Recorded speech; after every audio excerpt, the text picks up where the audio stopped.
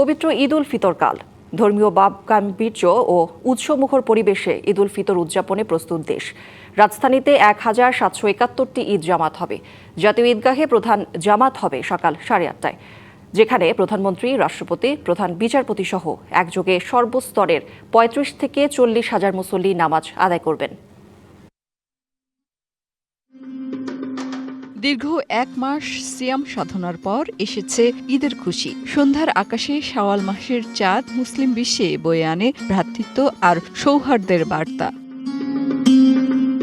জাতীয় ঈদগাহ ময়দানে সকাল 8:30টায় অনুষ্ঠিত হবে প্রধান জামাত। এতে প্রায় 40 হাজার মুসল্লি অংশ নেবে বলে ধারণা করা হচ্ছে। দীর্ঘ 36 বছর পর এবারই প্রথম জাতীয় ঈদগাহ ময়দানে রাষ্ট্রপতি ও প্রধানমন্ত্রী একসঙ্গে ঈদের নামাজ আদায় করবেন। প্রধান জামাতে ইমামতি করবেন বায়তুল মোকাররমের খতিব মুফতি আব্দুল মালিক। রাষ্ট্রপতি মোহাম্মদ শাহাবুদ্দিন ও প্রধানমন্ত্রী তারেক রহমান ছাড়াও প্রধান বিচারপতি জুবায়ের রহমান চৌধুরী, মন্ত্রী পরিষদের সদস্যবৃন্দ, কূটনীতিক এবং সরকারের উচ্চপদস্থ কর্মকর্তাদের জন্য সংরক্ষিত এলাকা রাখা হয়েছে।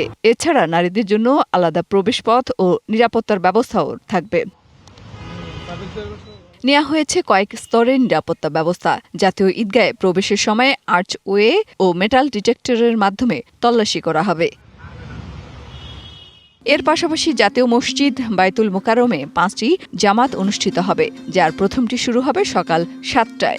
আবহাওয়া প্রতিকূল থাকলে জাতীয় ঈদগাহ ময়দানের প্রধান জামাতটি বায়তুল মোকাররম মসজিদে সকাল 9টায় অনুষ্ঠিত হবে। আগারগাঁও পুরাতন বাণিজ্য মেলার মাঠে নগরবাসীর জন্য ঈদ জামাতের আয়োজন করা হয়েছে। ঈদের দিন সকাল 8টায় এই ঈদ জামাত অনুষ্ঠিত হবে।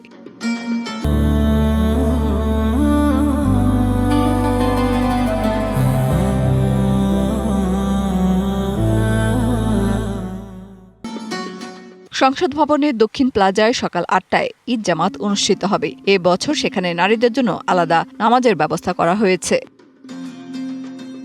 ঢাকা বিশ্ববিদ্যালয় কেন্দ্রীয় মসজিদুল জামিয়ায় 2টি ঈদ জামাত অনুষ্ঠিত হবে।